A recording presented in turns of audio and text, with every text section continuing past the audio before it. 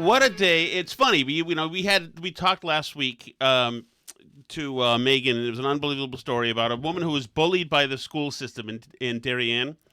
And I didn't think that could be topped, but I think it is. And in Ansonia, in Connecticut, unbelievable. This is an unbelievable story. So there's a young man named Roman Moore, and he's got a mind for engineering, science, math. Okay, so he's not going to Ansonia Middle School. He, having been in public schools there, he's going now to more of a technical school that can help him flourish where he's got interests, right down the street essentially. But he still wants to play basketball for the middle school because they live in Ansonia. He knows those kids, right? So he tries out for the team. And sounded like it was a pretty competitive tryout. A few tryouts, and he's pretty good. And then now I'll introduce Rodney Moore and Roman Moore. Guys, thank you so much for joining us. Hi, how you doing? We are great, and thanks for joining us both on the Burn Barrel podcast and WTIC in Hartford. So, I guess, Roman, so you go to the tryouts. How many days of tryouts was it for basketball?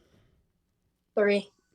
3, and were kids cut after the first tryout? Some kids didn't come back, and so they were thinning it down.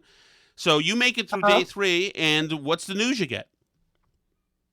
That I made it, but I'm not allowed to play. What? But wait a second. You spent 3 days there proving that you had what it took. Who told you? So who called you and said, hey, congratulations, I get good news and bad news? 1, you're on the team. 2, you're off the team. Who gave you that news? Oh, well, the coach pulled me to the side and told me that I was on the team, but a couple weeks later, my parents told me that the superintendent said that he would not let me play.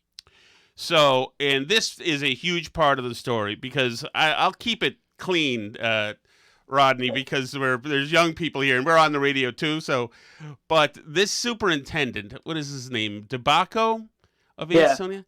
This guy is incredible. So we'll get to the letter in a moment. But you tell me, how did you find out, Rodney, that Roman was deemed ineligible?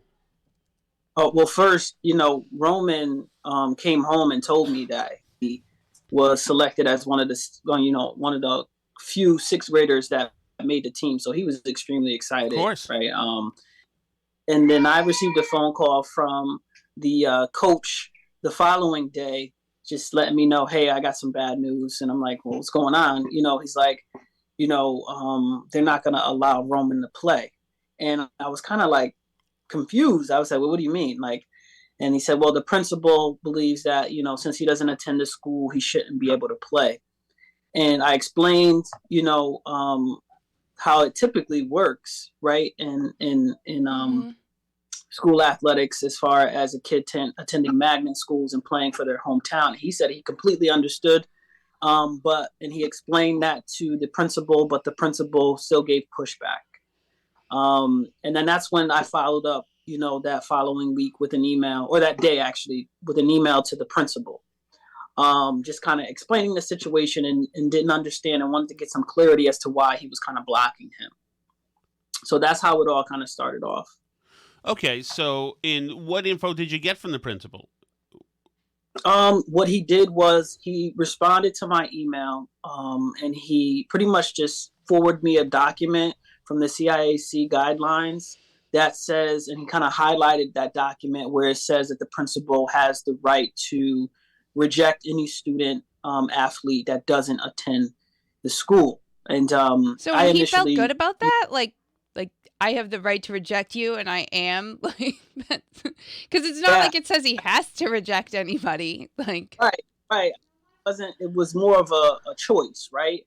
It was nothing that kind of pertained to anything that would prevent my son from playing, right? His grades were fine, no behavioral issues like that or anything. And then what he also mentioned was, there was so many kids that had tried out from the school that were capable of playing and, that should be selected versus somebody that was outside of the school. And when I read the policy that he sent me, I noticed at the top of the policy, it said that it was pertaining to high school boys and girls. So Yeah, I was like, well, he's referencing a policy that was written for high school students, but not necessarily for middle school.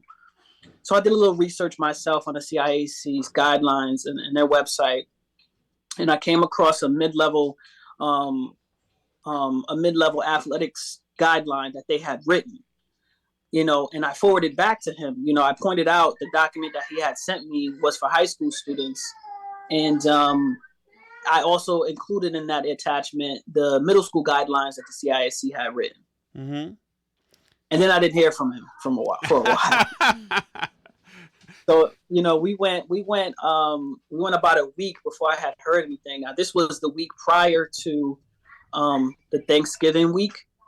So I waited all that week prior to the Thanksgiving vacation, and I hadn't heard anything. But I knew the coach had told me that practices were going to start that Monday following the Thanksgiving break. So I followed up with another email to the principal, to the superintendent, to the athletic director, everyone, that Monday that practices were supposed to start. Mm-hmm. And responded, and he just, he doubled down. He just said, well, this is my decision. I stand by it. Sorry, your son can't participate. Maybe we'll revisit this next year.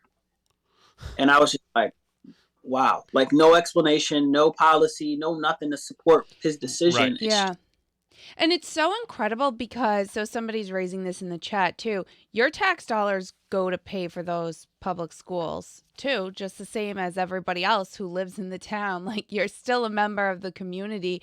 I assume, I don't know exactly how it works in that town or in Connecticut, but I mean, I don't know that the school, they're getting funding as though your kid is going there, and you're not allowed to participate in the activities like everybody else is, even though you live there and pay taxes the same as everybody else does.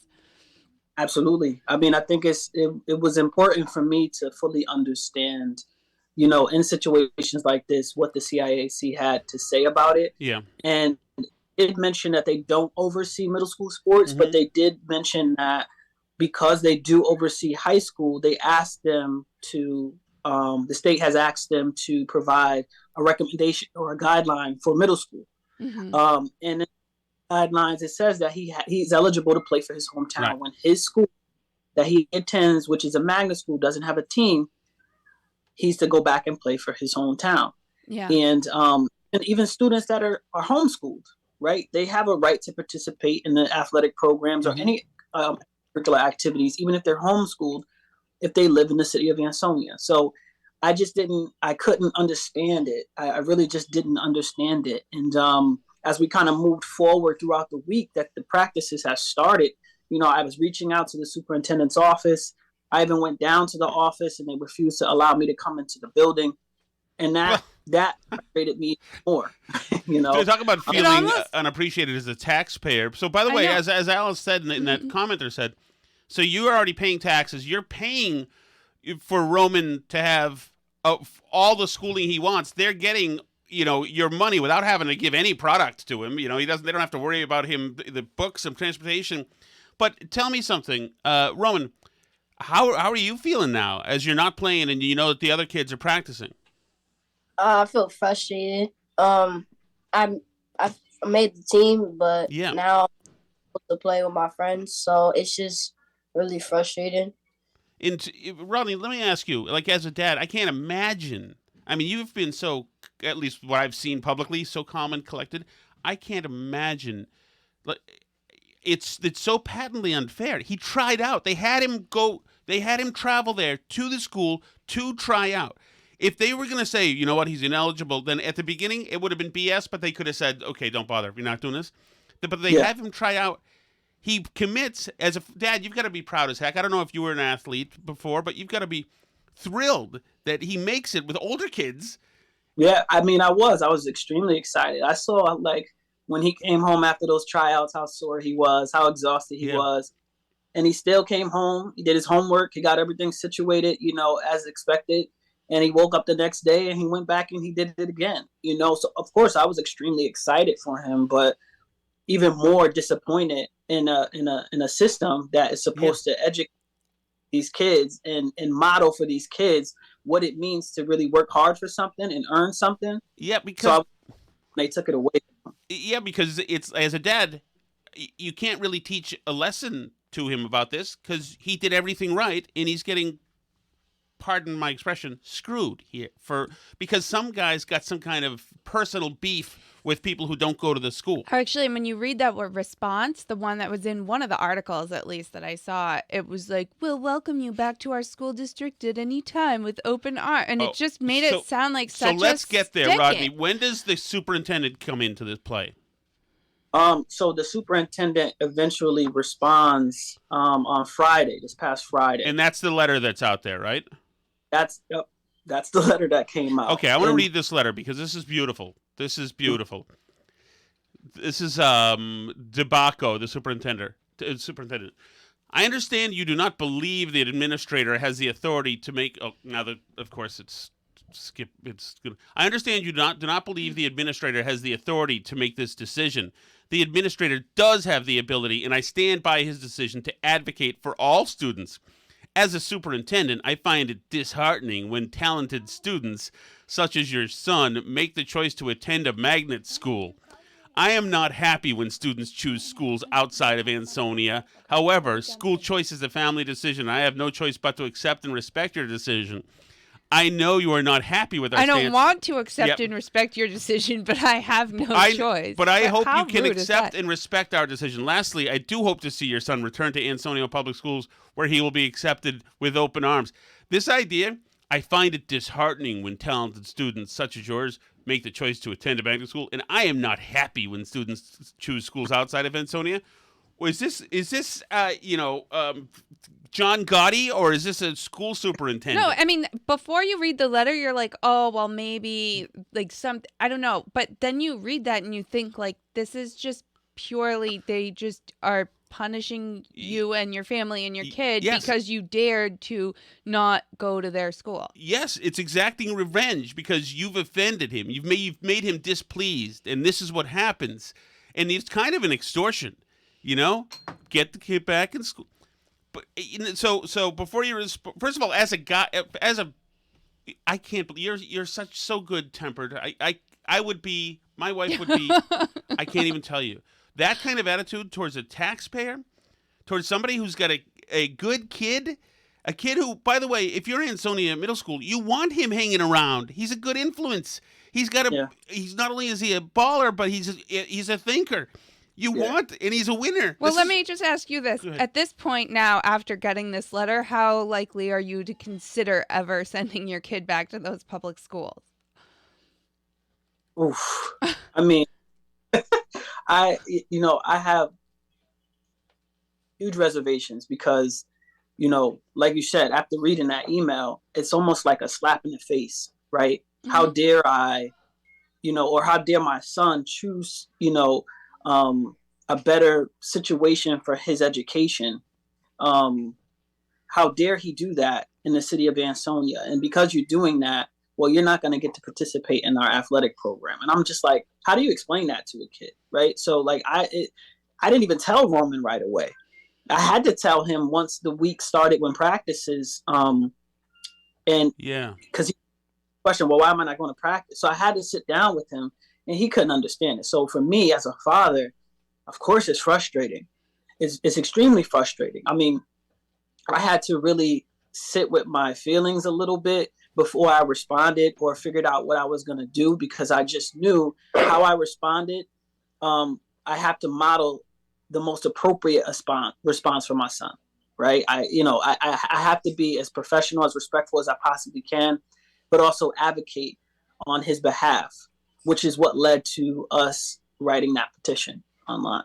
So, it's just, it's surprising, like I said earlier, that people that call themselves educators or, leaders of educators, this is the steps that you're taking. This is the point that you're making to an 11-year-old boy, that despite how hard he worked, despite earning something, we have the ability to take it away from you, and we are going to exercise that ability to take it away from you. It's so unfair, and it's funny because it's really totally unsportsmanlike what they're doing. Is that this is like, no, it's dishonorable. You know, men wouldn't do this. You know, I mean, this is ridiculous. By the way, do you know the story about the Ansonia superintendent last year?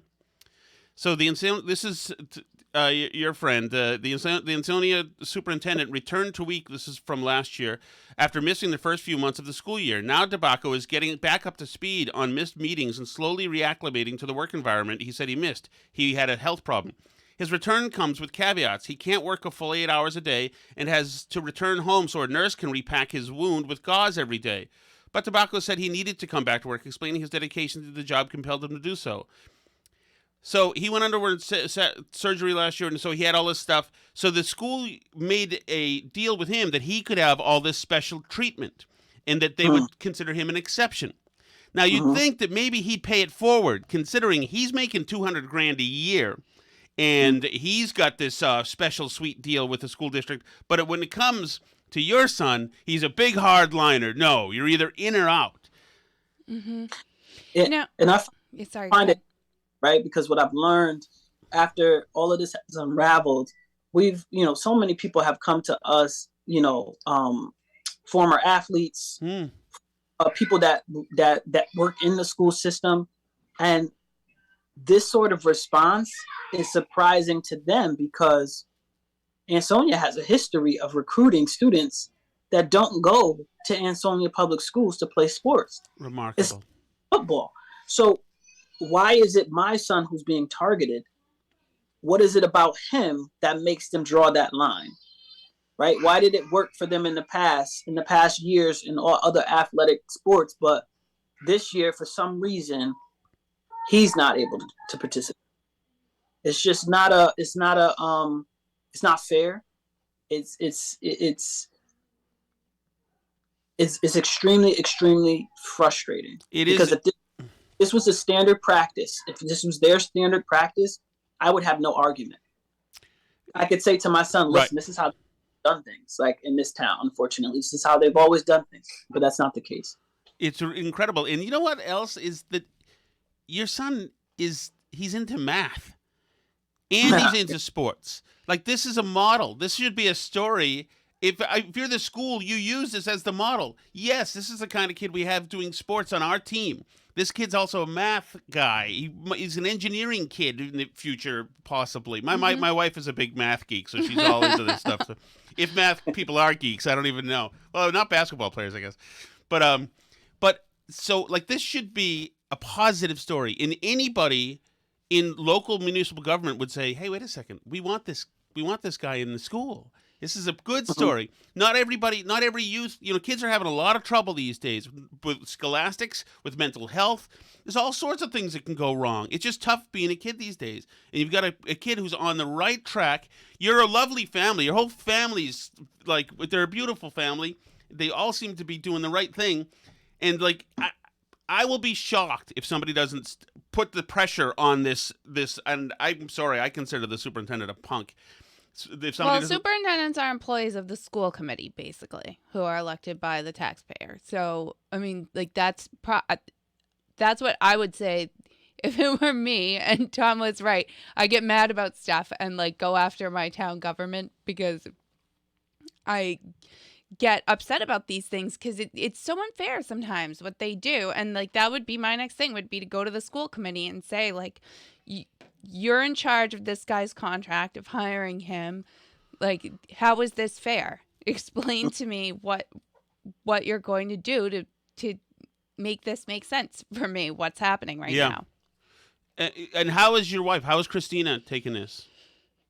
Sure, the same as I am. We're all very frustrated. I'm not on social media. She is. So she sees a lot of the comments, and I will have to say, based off of what she tells me, frequently throughout the day, there's a lot of community support for Roman. There's a lot of support. And, of course, we have a few people that are like, okay, well, he didn't get it. No big deal. It's not that big of a deal, or some people that feel like, okay, he doesn't go to the school, so he shouldn't play. But majority, I would say, are a lot of supporters. And it's frustrating, I know, from my wife, because she has to see those comments. Yes, right? Yes. those negative, there could be 1,000 great comments, but when there's like 2 or 3, those things stick out the most. Mm-hmm. You know, and you want to respond, and she wants to defend her son. You know, but we also know that we have a bigger. We're trying to achieve a bigger goal. You know, the athletic director in New Haven Public Schools, he has offered Roman a position to be able to play for New Haven, even though he doesn't. You know, that's a class move by him. That's great. It is. It's awesome, right? Because he didn't have to do that. Yeah. But ultimately, my son wants to play with his friends. Right. These are kids that I've grown up with for the past couple of years. He still sees them every single day when he goes to the Boys and Girls Club, right? So imagine how that feels. You go to the Boys and Girls Club knowing that some of your teammates that you made a basketball team with, they're practicing, and then they come on over, and now you guys have to play with each other, but you're not able to experience what they're experiencing despite how much you've earned that. So it's tough, right? Yeah. So I get he's like that. I really just want to play with Ansonia so I can play with my friends. Right. And probably especially because he's going to a different school than some of those kids now. So like we went through a little bit of that because we homeschooled a couple years during the pandemic. And it was like you definitely want your kids to still be in sports and to see their friends and everything else, because otherwise you worry that you're being left behind, you know. And so anything that you can do to keep your kid included is so important, you know. And you would think the schools after the last couple of years would recognize how important those connections are. Right. So Roman, when did you get interested in math? I ran away from math. Since kindergarten. Really? Yes. Do you find a lot of other kids who are great at basketball are also good at math? It's very unusual. So what is your favorite kind of math? I got like do they still have the SATs? I got like a 300 in the math SATs. I can barely do addition. So what is your favorite kind of math? Algebra. That's incredible. Algebra. I'm anxious just thinking about algebra. That was when I went south. That was it for me. Algebra. And would you want to, I mean, obviously you're going to kind of an engineering program right now. If you don't get called up to the NBA, what else would you want to do with your life, you think? If I don't go to NBA, I probably would want to play overseas. Okay. You gotta play overseas, and with a fallback, with an engineering degree as a fallback. But goodness, some people are all set for life. Is this your room we're in right now, Roman? Yes. And was that LeBron up behind you? Kobe. Oh, Kobe. Okay, and I see Jordan over there, right? I can't see it all that well. And who's next to Jordan? Is he who's in the white next to Jordan, or is that Jordan in the white? Kobe, I see, but there's the Chicago Bulls. It's Jordan and Kobe at the All-Star. Oh, it is. Oh, it's Jordan and Kobe. Okay. So we're actually in Boston, and so I'm looking. What part of the wall is Larry Bird on around here? We're not. The Laker fans over here. Oh my goodness! You know what? Boston Celtics. We'll go to a game though. Oh yeah, absolutely. Well, since the Celtics have been, crushed into nothing pretty much, with one exception in the last 35 years, it's good times for everybody else. Well, you know what? So, what's your next move? Well, we plan on continuing to ask people to sign the petition to get as many signatures as we possibly can. We still are going to attend the board meeting that's coming up next week to continue to advocate for Roman and to get some clarity and ask the board to overturn that decision. Yes, because like we've discussed, it's not. There's no basis for it. There's no policy. There's no nothing. So because that doesn't exist, it's not fair to my son that he spent those 3 days of his time giving all in his body to those tryouts, and he was selected. And he cannot play. That's just unacceptable. Absolutely, Roman. You made the team. You're on the team. It's just some punk, and you're not. That's my words, not yours. Is is insecure or something, and is doing this thing. When is the school board meeting? Next Wednesday, at 6:30. Next Wednesday, 6:30 in Ansonia. Is it at the middle school, or no? It'll be at City Hall or something. I believe it's going to actually be at the high school, but I have to double check because I've gotten several different. Locations told to me. Either way, we'll find out. I think that this is. Are you in town that day, Tom? Next Wednesday? I don't know. I might be in Avon. I might be down the street. If I am, maybe I can come. Feel free. I get the feeling it's going to be well attended. Needless to say, people should come. They should come and support him. Come with signs that say "Let Roman play." Whatever is going to get the message across to the board that this is just not acceptable. It's not acceptable. And if you're going to do this for 11-year-old kids, then make sure you do it for across the board for high school kids and everyone. People don't even have to be a basketball fan or an algebra fan. This is about right and wrong.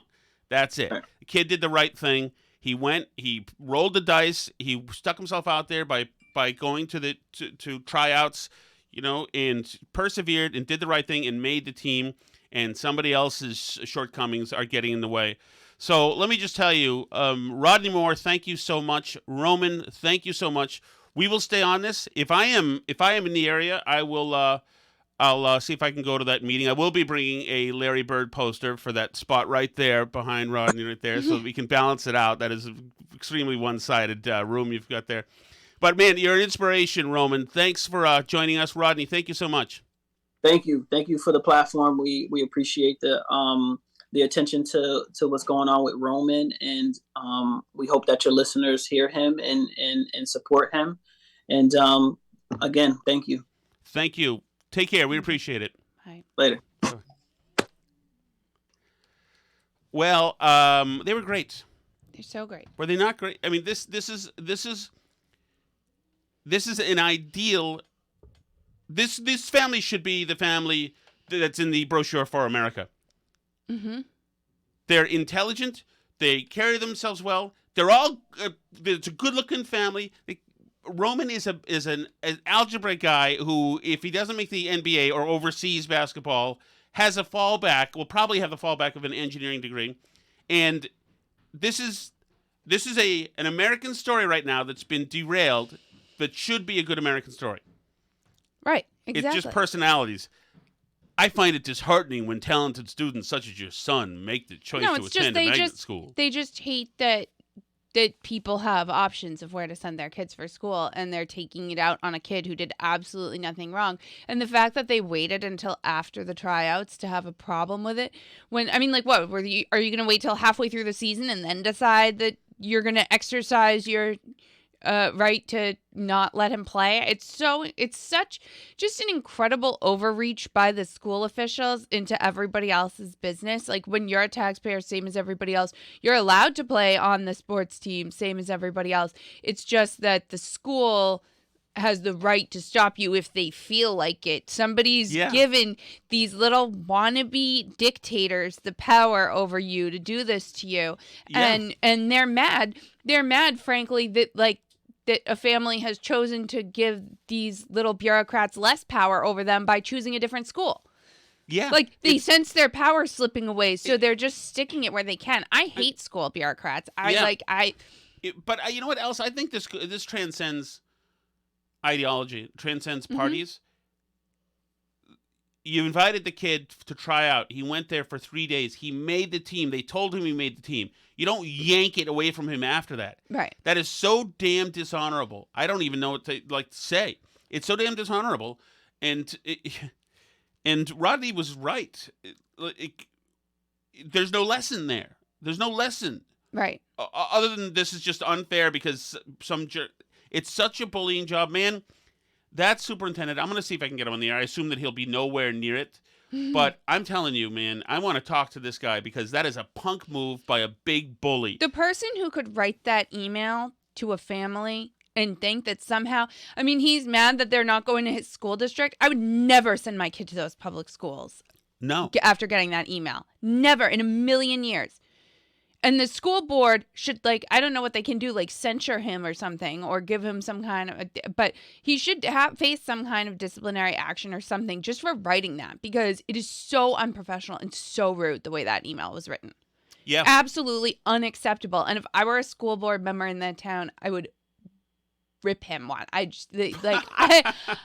cannot. Can you imagine the superintendent of schools acting like that? No. He's probably a doctor of something too. Alice, it's thuggish. It's absolutely thuggish. So ridiculous. So ridiculous. All right. It's okay. So anything else you want to get to? Well, we probably should. What else? I mean, I forgot what we've talked about versus what else we've talked about. I know. It's been a crazy day. I had to go to real work today, guys, in the office. So that was fun. We had a little office Christmas party with the big bosses who were in town for the day. Oh, good news. There's some good Connecticut news, Elsa. I think. Okay. They've restored at least the Jewish holidays to Farmington. The Board of Ed decided to whack those. But not Diwali or Christmas yet? No, Diwali does not get back there. And and they're still decentering and anything. But it just shows you that these small skirmishes can be won. And remember, this is sometimes, especially in a place so blue, in the Revolutionary War, it was the small things that Washington had to win. First, they had to prove they could win something, and then they started rolling eventually, after some punishing essential losses. But I mean, this is how you have to do it. So, and Diwali's going to be next. And the great thing is that the Jewish advocates that were there for the Jewish school are pledging to help the Diwali people, the Hindus as well. And it's like, what a great coalition of people, concerned citizens, and you don't know the political affiliation of any of them. And wouldn't that be nice if we had a little period of that, Right. Where people could be arm in arm. And a lot of this school stuff does transcend partisan politics. A lot of it has nothing to do with partisan politics. A lot of how your town is run has nothing to do with partisan politics. Not to go back to the same well of my conversation with John Featherston the other day, but it's really true. What he was talking about is he's an outspoken Republican, but he has been on every board his town has practically, because there's, you really can, these things are not related to your political party. They're just not. And it's the Democrats who are really trying to make them about national political issues in a way that's totally toxic to the actual running of a school system, right? They're trying to push an agenda into it in a way that ruins things for everyone. And so it's not at some point about right versus left, but it's about get on your school board or get on your board of selectmen or get on your city council just to be a competent, sane voice of reason in the room who wants to be fair and who wants to run a competent government that knows where your money is going and doesn't favor certain people over others and doesn't hire people like this idiot superintendent who does things like this, right? That's who hires the superintendent, is the school board. So they're ultimately at fault. And they answer to the voters, and they should answer to the voters for that. If they don't stand up and tell the superintendent to get his butt in line, they should all have a challenger next year. That's how I feel. And really, these things matter a lot, and they matter for reasons that go beyond COVID policies, although that matters, but they matter for reasons that go beyond COVID policies. They matter for reasons that go beyond, Donald Trump and national political stuff, which sure, the Biden economy and the prices affect me a lot, but a lot of the things Biden does day to day don't really do anything to me day to day. But your school committee can really screw with your day to day quite a bit. They really can. And by the way, shout out to Christina Moore, who is the mom, Roman's mother. She is kind of tearing it up on social media. She is aggressive, and that's great. That's great. Because it just helps, and it's getting people engaged. And I saw that she messaged you saying that she couldn't join because she was busy keeping the other kids out of the room. We know exactly what that's like. That is every day of our lives. It's the story of our lives. So we completely relate to that, Christina, believe me. Mark points out municipal elected officers are generally nonpartisan. Yes, they generally don't, have the letter next to their name. But a lot of times, especially, we see it in Massachusetts a lot, the Democratic Party has really decided that the municipal offices are the stepping stones to higher office, which in a lot of cases that they are. And so they groom their candidates this way, where they run them for school boards and boards of selectmen and all this stuff and spend a bunch of money to get them elected.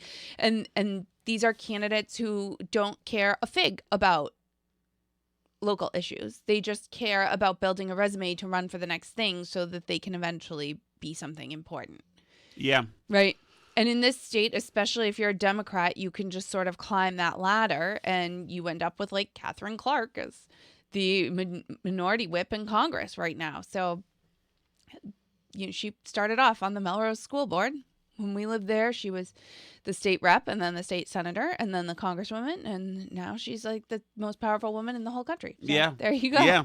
So, by the way, Roman's mother is Christina Moore, Mm-hmm. Christina Moore, and you can see her on Facebook, and you can see all the coverage that they're getting, and the hashtag Let Roman Play as well.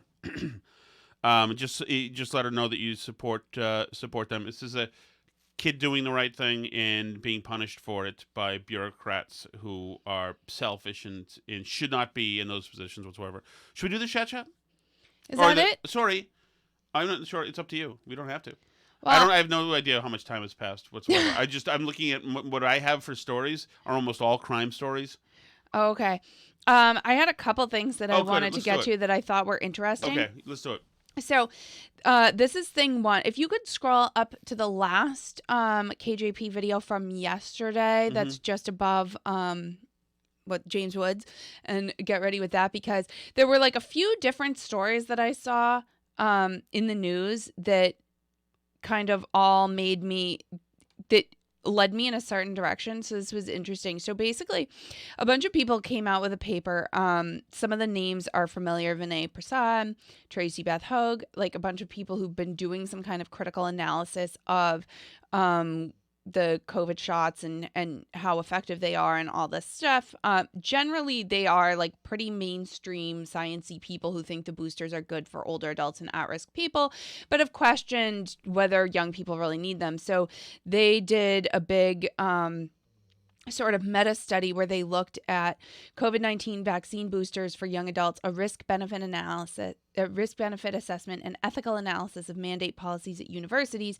And basically what they found is that for young adults, severe adverse events outweigh COVID hospitalizations averted, and booster mandates are unethical because they cause a net clinical harm among 18 to 29-year-olds. Oh my God. So this is like what people have been saying that has been getting people banned. So this is like myocarditis kind of stuff? Yeah, basically. So they took a bunch of the different studies and kind of said, and I mean, this is not going to, it's not going to change the minds of the people at the CDC and the people at ACIP and all these places, and it might not change the minds of the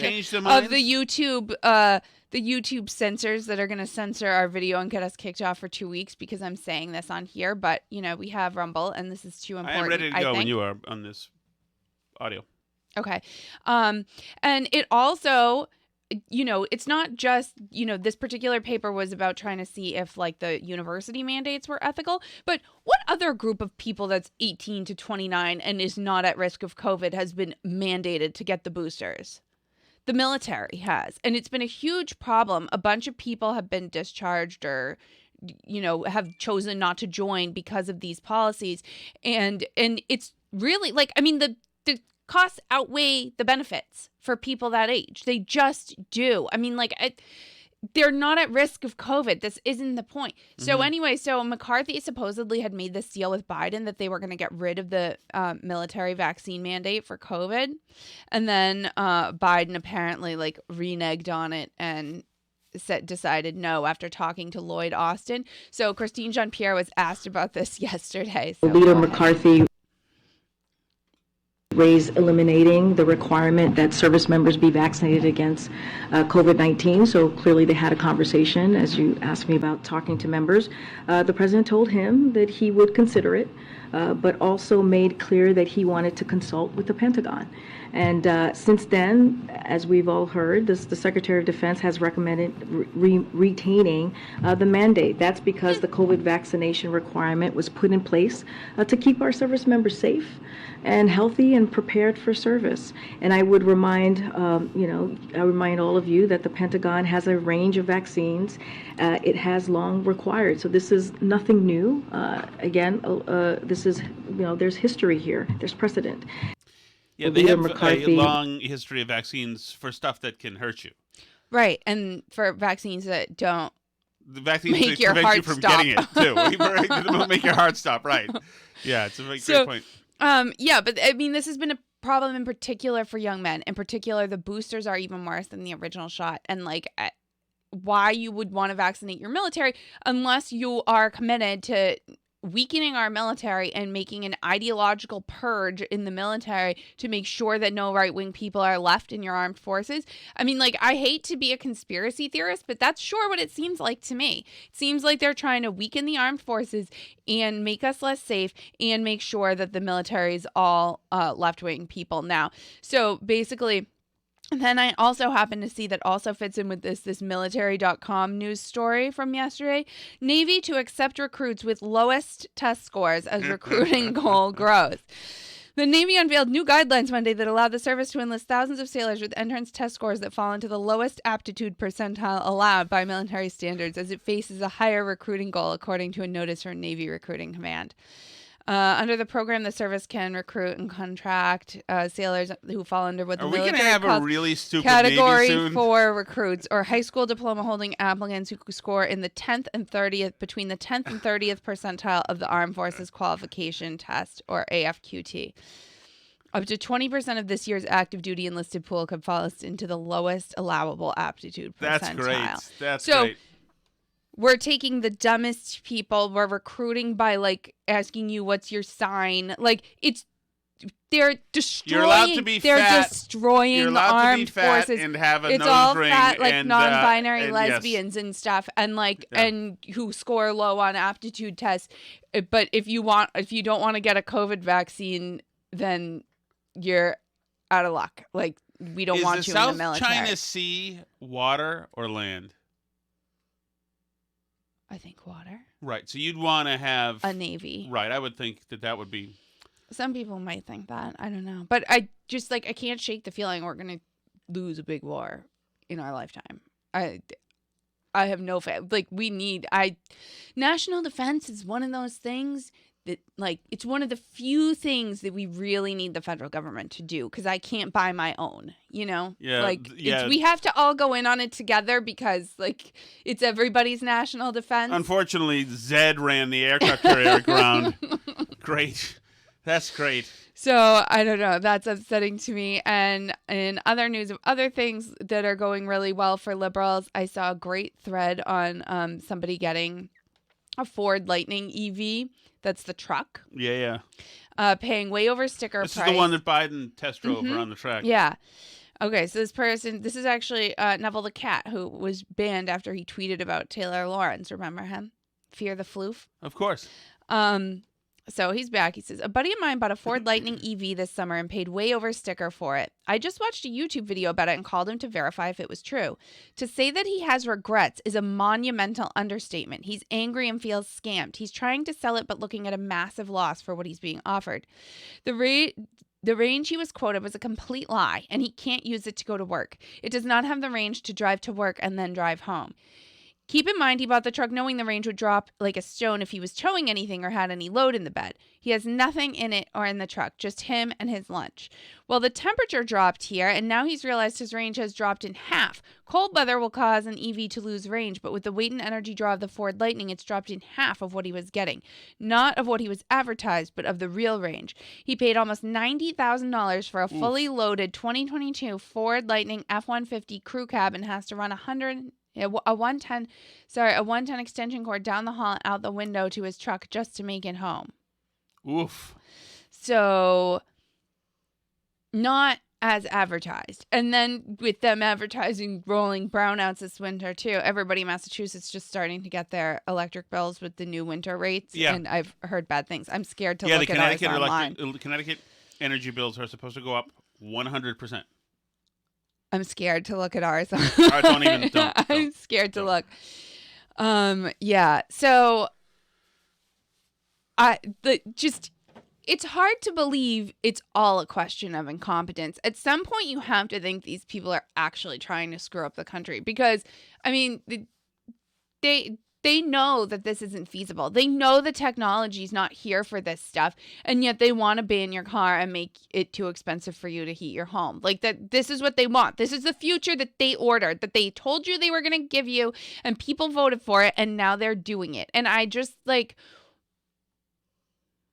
I mean, I guess people got what they vote for. Unfortunately, we all get it too who didn't vote for it, and it makes me sad. But anyway, I guess you can go to the chat now. But that's you mean where the Chelsea Fire Wicked Hot? The Chelsea Fire Wicked Hotline. Brought to us by Chelsea Fire Wicked Hot Sauce. I whacked out a whole bunch about just pretty much a bottle today. I now have a problem. I had it this morning with eggs and bacon. It was gorgeous. I had it. You know what I've been putting it on? I've been cooking spinach. This is all the Awaken 180 compliant stuff. So I put it on spinach, and now I add spinach, a whole bunch of hot sauce, and the Caesar dressing that we're allowed to have as well. That kind of levels out the heat, so my tongue isn't burning while I'm on the air. It's awesome. It's delicious. This is the best hot sauce there is.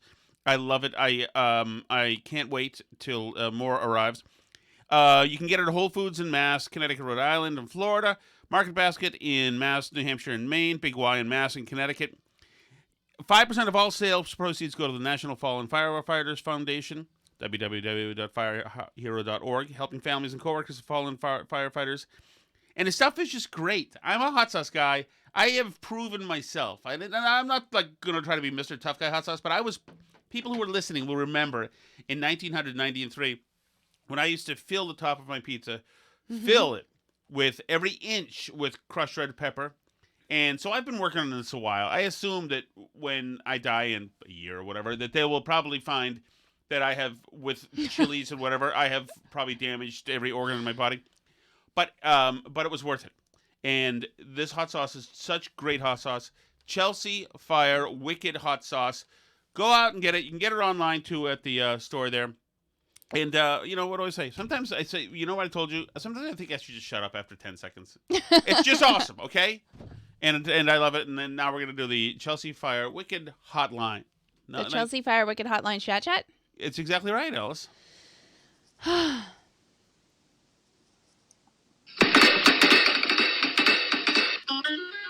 Ooh.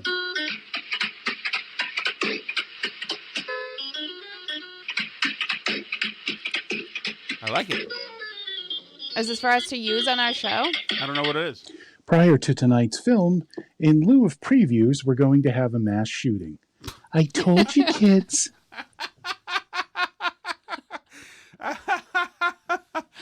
Is that Steve from Merrimack? I don't think so. No? That's Dr. Cheswick. Oh, never mind then. That is absolutely fantastic. Obviously, where's Steve from Merrimack? And I don't know. Danny Steve, and Billerica? I have a question, a KMS question Hold for on you one momentarily. second. I remember my middle child waking up with nightmares over concern around climate change. I've had my family at a movie theater when the movie stopped, my children immediately felt there must be a shooter. I remember. That was Catherine Clark. That's inspiration. Excellent message, Dr. Cheswick. Did you have something you wanted to say, Alice? Somebody in the chat said that that's actually the music like from the movie theater drive-in, that the drinks and the popcorn dance too. Oh, is it? So I thought they that recognized was it. Let's all go to the lobby. But I guess you're probably right. Hey guys, Mike in Groveland. Hey Mike. I just wanted to had a big argument today in Groveland with my kids. They said, was that Groveland High School as we were driving by where the police station is? And I said, no, if there's a school there, then it's got to be maybe a middle school, but that's not the middle school. No, the middle school and high school are all together with us. Middle school's yes. on Pub 87. What's the pub? No, the middle school is with our high school. No, middle school in Groveland is Bengali, isn't it? No? No. Okay. Okay. Anyway, so... And my son insisted. Why are you scoffing at me? My son insisted that I said, yeah, Pentucket is the school. And Pentucket consists of West Newbury and Merrimack and Groveland. And he insisted that Pentucket was also in the school. And I said, no, Pentucket is not a town. He said, yes, it is. And I said, no, it's not. It's not a town. He insisted. Pentucket It's a regional school district. Yes, and it's an Indian territory. Mm-hmm. Yes. What's her name? Hannah... Who's the lady with the axe in Haverhill? Haverhill. It'll come to me. I can't think of it right now. Doesn't matter. say something about those two exuberant individuals that were discussing the danger of a social media platform that you can turn off and leave at any time. Mm-hmm. Just before you get there, you know what? Let me add some color, Alice, as it were. This is what they're talking about. Here's the two exuberant individuals that are in question here. Hold on. Oh, no. I can't play it. Okay. Why don't you just go ahead? Well, hold on. I may have something here that I can play. Because I think I hear a kid calling me, but I want to get through to the end of the show. I know. Okay. Talk about getting your priorities straight. Do these two realize that Cody has not had his student debt paid off yet? I think we really all need to put a stocking up for Cody. So let's get this let's get it together. Can you imagine? Poor Cody. That's right. They're just talking about, the Supreme Court's going to nip that in the bud. I'm sorry, Cody. Why is Cody going to have to, now he's going to have to go get a job? No, the people who pay for his college, they get the crappy jobs. Man. Hey, Tom and Alice. Just want you to know I'm making this call under duress, but it is being made per the Yacht Bunny's orders. I guess if you want more callers, you need to create unique content. Think of it like this. Content equals comments. If you replay the Jerry Callahan show as you did today, I'm not sure that folks are going to call in. I'm a loyal listener to you, Jerry, and Kirk, and too often there's overlap, which turns all three podcasts into background noise. So true. I'll stop there for now, and I hope this measures up to Admiral Alice's standards. As always, thanks for all the effort you put into the show, even when you just repeat Jerry's. Thank you. I didn't repeat Jerry's show. That was my producer over there who brought that to the table. Well, to be honest. Great call. By the way, I have repeated Jerry's show before and got plenty of chat calls. So, but I didn't repeat his show. I just actually liked some of the audio he found that I didn't find. I have my own as well, and I don't think Jerry's going to have Roman and Rodney more on tomorrow. I think that's fair to say. So true, honey. But he may talk about it. But excellent counsel. I appreciate that. Not really, actually. Hello, everyone. Tom Shattuck here. Hi. You may know me as the award-winning radio host of WTIC in Hartford. So Others are more familiar with me as the step-on husband half of the popular Burn Barrel podcast. Correct. I'm excited to tell you about the world's best hot sauce. That would be Chelsea Fire Wicked Hot Sauce. That's right, Phil. I've been putting Chelsea Fire hot sauce on everything. Meats, vegetables, cold cereal, ice cream, and even on Pepper's Alpo. Chelsea Fire is the king of hot sauces. When it absolutely, positively has to be the very best wicked hot sauce, make it Chelsea Fire. Here. It's the best a man can get. But I like it too. Thanks, Alice. Would you please try some? It's great. Lunchtime, snack time, anytime. Thanks for listening. That is a spot. That is exactly how it's done. So well done. Absolutely. So professional. Hold on. Here we go. We ready, Alice? Hold on. I'm learning to use the software as we speak. Wait. Oh. I had a KMS question for you. Oh, sure, please. So I was listening today to my early KMS, and he only had a 10-minuter today. Oh, really? I don't know. I didn't listen to today's KMS. I was listening to the screaming you're hearing is KMS. Our 4-year-old. I'll be right there. He just demanding that wants Alice my and assistance in the bathroom, but he can wait 2 seconds. So I didn't know that Danny and Bill Ricca was like a thing. What do you mean? He's a KMS guy, yeah. No, I know, but because on this one, Kirk called into WEI being with an Irish accent. Oh, was he? To call into Mutt. Oh, yeah, at night. Is he calling from Danny and Bill Ricca? As Danny and Bill Ricca?